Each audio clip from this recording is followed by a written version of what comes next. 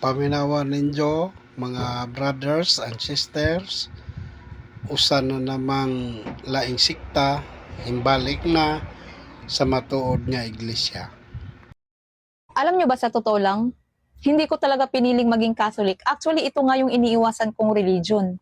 Bata pa kasi ako, masama na talaga ang tingin ko sa Catholic. Nakikita ko kasi sa aming mga babasahin, mga drawings na ang Catholic Church ay nagmula sa masama. At ito daw ay wawasakin pagdating ng paghukom. Ang Diyos daw ng Catholic ay kahoy. Kung ano yung mga paratang ng ibang religion, ganun din sa amin. Ganun din ang paratang namin sa Catholic. Pero hindi ko akalain na dahil sa madalas kong pagbabasa ng Biblia, ito rin ang naging dahilan kung bakit ako naging Catholic. Nakwento ko na sa inyo yung iba, pero meron ding isa pang dahilan kung bakit natuntun ko ang church na tatag mismo ni Jesus. At ito ay mababasa natin sa Hebrews chapter 10 verse 25. Sinasabi dito na huwag nating kaliligtaan ang pagdalo sa ating mga pagtitipon, gaya ng nakasanayan ng iba. Sa halip, palakasin natin ang loob ng isa't isa, lalo na ngayong nakikita nating malapit na ang araw ng Panginoon. So, anong connection nito sa Catholic Church? Actually, itong talatang to ang madalas na itinuturo sa amin para hindi po kami mag-absent. Pero ang naisip ko po dito sa talatang to, sinasabi kasi dyan na huwag nating kaliligtaan ang pagdalo sa ating mga pagtitipon. So, iniisip ko na ibig sabihin may mga pagtitipon na pala talaga ang mga Kristiyano noong una pang panahon. At tinuruan pa sila na huwag itong kaligtaan. Ibig sabihin, ang pagtitipong ito ay hindi mawawala at mananatili ito habang panahon. Kasi nga, di ba tinuruan sila na huwag kaligtaan ang pagtitipon. Napatanong ako minsan kung nasaan na kaya ang mga Kristiyanong ito na nagtitipon-tipon na noon pang unang panahon, mula sa panahon ng mga apostoles hanggang ngayon. Kasi ang alam ko, ang dati kong religion na kinaaniban ko noon ay nagsimula lang noong 1870. So nasabi ko na hindi ito yung pagtitipon na sinasabi sa Biblia. May ibang grupo pa na nagtitipon-tipon na mula pa sa panahon ng mga apostol hanggang sa panahon natin ngayon. Yun ang hinahanap kong grupo. Isa din sa Bible verse na palagi namin ginagamit ay itong Mateo chapter 24 verse 14. Sinasabi dito na ipapangaral sa buong sanlibutan ang magandang balitang ito tungkol sa kaharian ng Diyos upang magsilbing patotoo sa lahat ng mga bansa at sa kadarating ang wakas. Kung i-analyze kasi natin ito, utos ito ni Jesus sa mga apostol noong 33 AD, noong nandito pa siya sa lupa.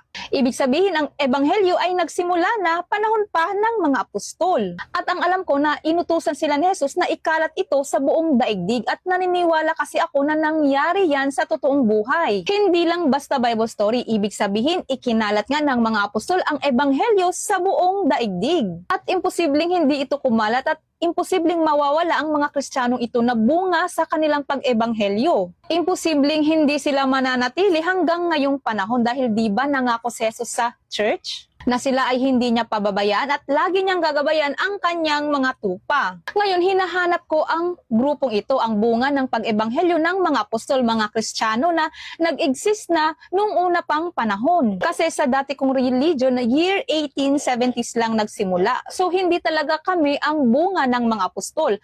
Kumbaga, sumulpot lang kami bigla noong 1870s. Walang connection sa mga apostol. Bali, ang ginawa ng founder ng aming religion, nagbasa ng Biblia, tapos gumawa ng sariling church na dapat hanapin niya kung saan na may connection sa apostol.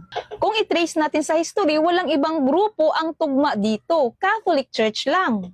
Kaya yun, kung i-search natin, pag-aralan natin na ang history, Catholic Church is talagang founded by Jesus Christ. Kung ano man yung mga pagdududa nyo sa simbahan, kung ano man yung mga akusasyon mo, pag-aralan nyo po para maintindihan nyo ang simbahan. Hindi nyo namamalaya na brainwash lang pala kayo ng kaaway para layuan nyo ang totoong church na tatag ng ating Panginoong Hesukristo. Maraming mga Katoliko ang hindi alam ito at hindi curious about dito.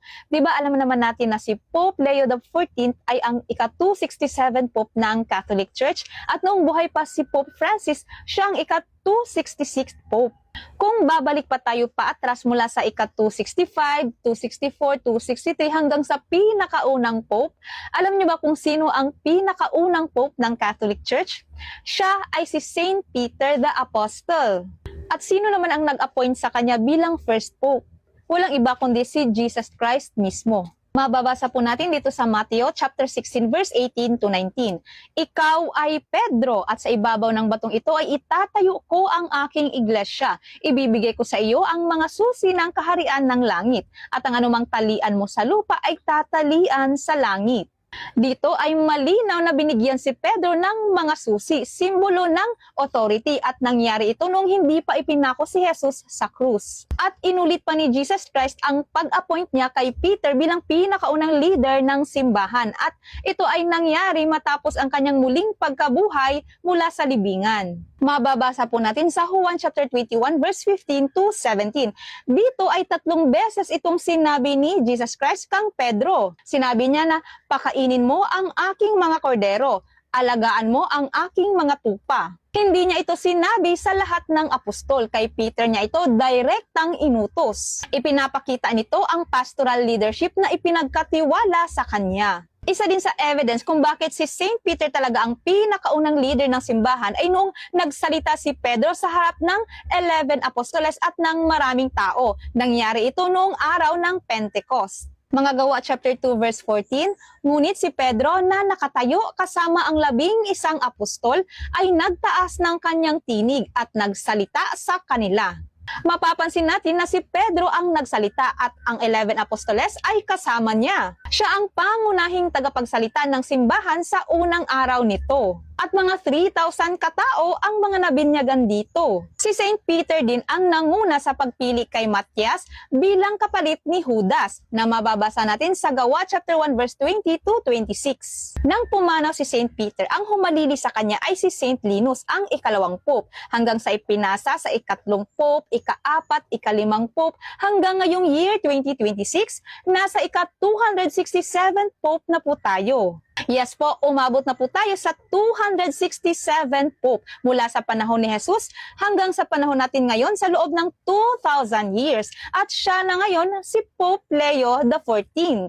Hindi po naputol ang authority. Sa kasalukuyan, ang mga susi na ibinigay ni Jesus kang Pedro ay nasa kamay ng ating ika-267 Pope na si Pope Leo XIV. Ang authority kasi ay imposible yang maputol. Magpapatuloy talaga yan, lalo na't mula mismo sa ating Panginoong Hesukristo. Gaya ng president dito sa Pilipinas, di ba imposibleng maputol ang authority. Meron talaga yang dapat kahalili para magpatuloy ang pamamalakad sa isang institusyon. Ganyan din ang church na itinatag ni Jesus noong nandito pa siya sa lupa. Hindi yan mapuputol, may kahalili talaga yan. Ito yung kaharian na inihula ni Propetang Daniel. Ang kaharian na mababasa natin sa Daniel chapter 2 verse 44.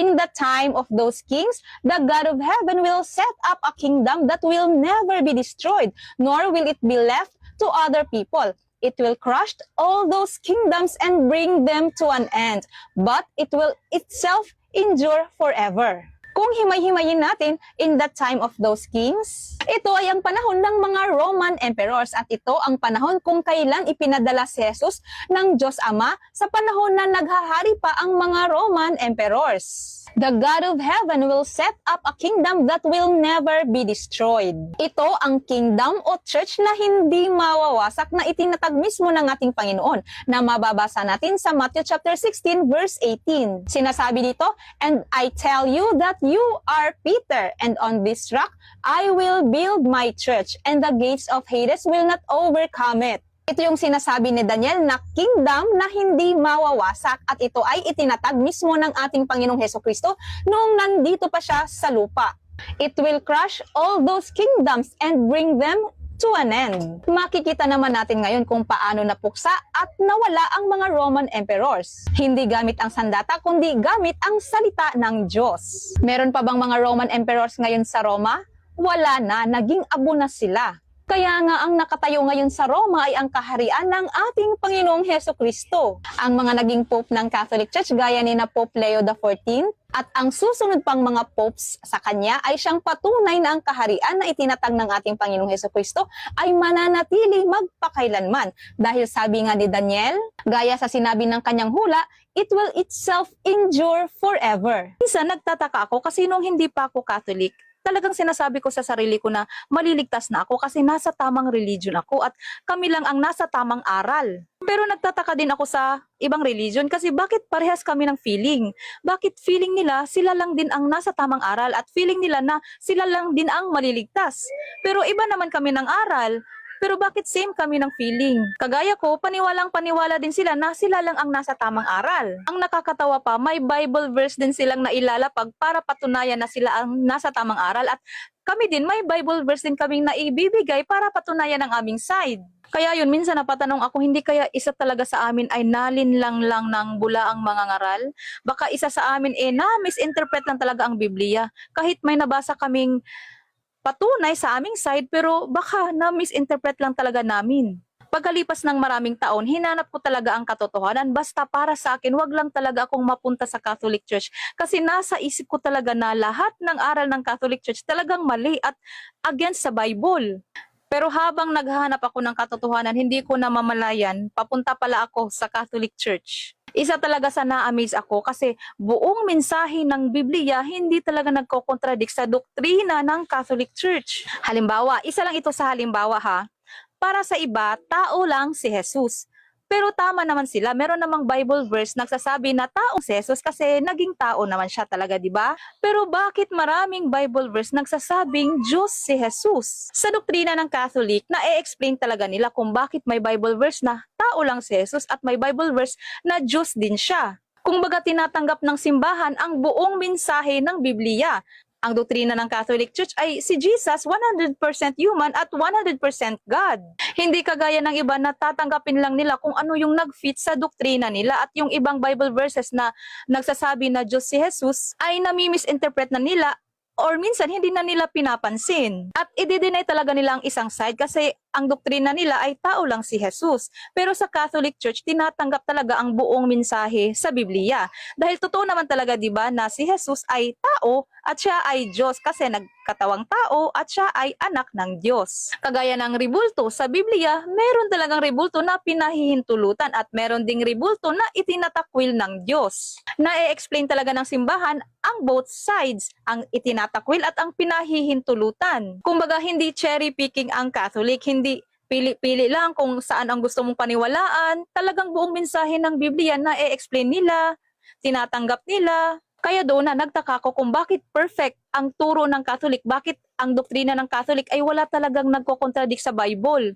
Kaya sinearch ko kung sino ang founder ng Catholic Church kasi alam ko na kung sino ang founder ng dati kong religion at alam ko din kung sino ang mga founders ng ibang mga religion. Doon talaga ako na-shock. Pag-search ko, nalaman ko na si Jesus Christ pala mismo ang founder ng Catholic Church. Kaya doon, na-realize ko, nagtatag pala talaga siya ng simbahan, nag-iisang church. Kaya yun, iniwan ko talaga ang dati kong religion nang walang pag-aalinlangan kahit alam ko na magiging masama ang tingin ng iba sa akin. May naalala kong conversation ng mga kasamahan ko dati noong hindi pa ako Catholic. Naalala ko, bata pa ako noon, nag-uusap-usap yung mga matatanda. Narinig ko yung pinag-uusapan nila. Sabi nung isa, habang nagpipreach daw sila sa daan, may nagtanong sa kanila. Tinanong sila kung, alam nyo ba kung sino ang gumawa ng Biblia? Natawa daw siya sa tanong at sinagot niya ng may pagka-pilosopo. Sinabi niya na, syempre, tao ang gumawa, alangan naman kalabaw. Kaya yun, medyo natawa sila at ako din medyo natawa at naging proud sa naging sagot niya. Kasi nga, tama naman, di ba? Feeling ko noon, parang walang common sense naman yung nagtanong. Syempre, tao talaga ang gumawa. Alangan naman kalabaw. Yun yung nasa isip ko noon. Pero ngayong Catholic na ako, na-realize ko na hindi pala niya nasagot ang tanong. Ang tanong kasi ay, sino ang gumawa? Hindi naman sila tinanong kung anong klaseng nilalang ang gumawa ng Biblia. Syempre, tao talaga ang gumawa, pero inspired by God. Pero ang tanong, sino? Yun ang tanong. Proud pa naman kami doon sa sagot niya, pero ngayon na-realize ko na hindi pala niya nasagot ang tanong. Ngayong Catholic na ako, alam ko na ang sagot. Sa mga hindi pa nakakaalam, ito po yung brief history ng simbahan at ng Biblia. Una, ang ating Panginoon noong 33 AD ay nagtatag ng church. Mababasa naman natin yan sa Biblia, di ba, na nagtatag talaga siya ng church. Ang church na itinatag niya ay ang group of community or group of believers na naniniwala sa Kanya. At ang pinakaunang miyembro ng Church ni Jesus Christ ay ang mga apostoles, sina Mama Mary at yung mga nagpabinyag noong 1st century, noong nandito pa siya sa lupa. Hanggang sa dumaan ang maraming taon, 100 years, ang church ay unti-unting dumadami at lumaganap sa buong mundo. At natural lang na ang church dahil dumadami na ang mga Kristiyano, magtatag talaga yan sila ng building para masilungan ng mga mananampalataya, meeting place kung saan sila magtitipon-tipon bilang isang Kristiyano at building bilang physical na templo ng Diyos. Kaya nga marami tayong nakikitang mga ancient Catholic churches sa iba't ibang panig ng mundo dahil iyan po ay bakas ng mga Kristiyano at bunga ng mga pagsisikap ng mga apostoles ni Kristo at ang iba pang mga disipulo. Ang church ang nag-preserve sa mga sulat ng mga apostol hanggang ang mga sulat nila which is the New Testaments, ikinumpal ng simbahan at pati na ang Old Testaments noong 382 AD at ito na ngayon ang tinatawag nating Biblia. Ang Catholic Church din ang naglagay ng mga chapters and verses mga around 12 to 15th century para mas madali itong hanapin, basahin at pag-aralan ng mga bagong disipulo ni Kristo sa loob ng simbahan. Tinuod ba nga duharay paingnan sa atong mga kalag? Yes, langit ug impyerno ra gyud ang padulngan sa atong mga kalag. Ug mao nay teaching sa Catholic Church. Pero nganong naa may gitudlo nga purgatorio? Ang purgatory means state of purification. Gikan sa word nga purga means paghinlo. So unsa may purpose ana? Bago pa makasulod sa langit ang tawo, limpyuhan usa labaw na katong mga naay nahimong venial sin o katong nakahimog mortal sin nga napasaylo na pero kinahanglan pang hinluan. Pasabot para ni siya sa mga katong napadulong na sa langit, katong mga saved na pero kailangan pa siya hinluan. For example, gusto kang musulod sa inyong balay pero nagkalapok pa man imong tiil so dili pa ka pwede diretso musulod. Sama sa langit, dili ka makasulod dayon kung naa pa kay buli nga wala pa nahinluan. Kay mabasa bay nato sa Revelation chapter 21 verse 27 nga walay hugaw or masking gamay nga hugaw makasulod sa langit. So unsay buhaton aron nga ikaw makasulod sa inyong balay? Syempre limpyuhan usa ka. Mao nay purgatory in a spiritual sense kanang paglimpyo sa imo. Pag mahinluan na ka, pwede na ka i-welcome sa gingharian sa Dios. Unya moingon pud ng uban, ay pwede ra man day gihapon na makasala kay limpyuhan ra man day gihapon ta sa purgatorio. Mao nay mali nga pagsabot. Kanang mga kalag nga ni panaw pero naay mortal sin nya wala na pasaylo ug wala gihinulsulan, mao na sila ang mapadulong sa impyerno. Wala na gyud na sila'y pag-asa. Dili na madala og limpyo. Ang mga kalag pud nga walay mortal sin or katong mga nakahimog sala pero napasaylo na og bugos na yun nga nalimpyuhan sila ang pwede na mo diretso sa langit. Ang mga kalag nga moagi pag purgatory mao na sila tong mga kalag nga napasaylo na ang mga mortal sin pero kailangan pa hinluan. Or kadtong mga nakahimo og venial sin or mga sala nga dili kaayo bugat. Dili pwede nga mo diretso sila sa langit, kinahanglan pa silang limpyuhan. Asa man ang mabasa nga kinahanglan usang limpyuhan? 1 Corinthians chapter 3 verse 13 to 15. And the fire will test each one's work. If anyone's work is burned up, he will suffer loss, but he himself will be saved, but only as through fire. Mao ni ang paagi sa paglimpyo, pinaagi sa kalayo ug ang process sa paglimpyo na agihapoy pag-antus. Pero maluwas gihapon sila, so dili ni sa impyerno kay ang naa sa impyerno wala nay pag-asa nga maluwas. Kaning mga naa sa purgatorio kanining mga kalag nga ginaampo namo kay aron ang ilang pag-antos dili na magdugay. Pinaagi sa among pagpangliyo po sa Dios aron nga dali lang ang pagpasaylo sa ila. Halimbawa ang imong ginikanan ni panaw na, unya ang paglimpyo sa ila sa purgatorio maabot og 10 years.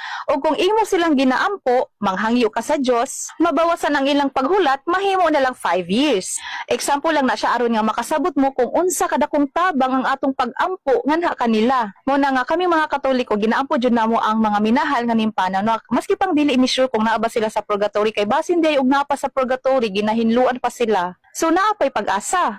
Ang ilang pag-antos didto mas mapadali og dili magdugay ang ilang paghulat aron nga makasulod na sila sa gingharian sa Dios. Mabasa man nato na sa 2 Maccabees chapter 12 verse 44 to 46. He made atonement for the dead that they might be freed from their sin. It is a holy and wholesome thought to pray for the dead, that they may be loosed from their sins. Ang problema manggod, kulang ang inyong Biblia. Wala mo'y Maccabees nga libro kay gitanggal ni Martin Luther. Maong dili jud ninyo ni masabtan. Kay sa purgatorio gud mga igsuon, ang atong mga minahal nag-antos gihapon sa kasakit sa proseso sa paghinlo.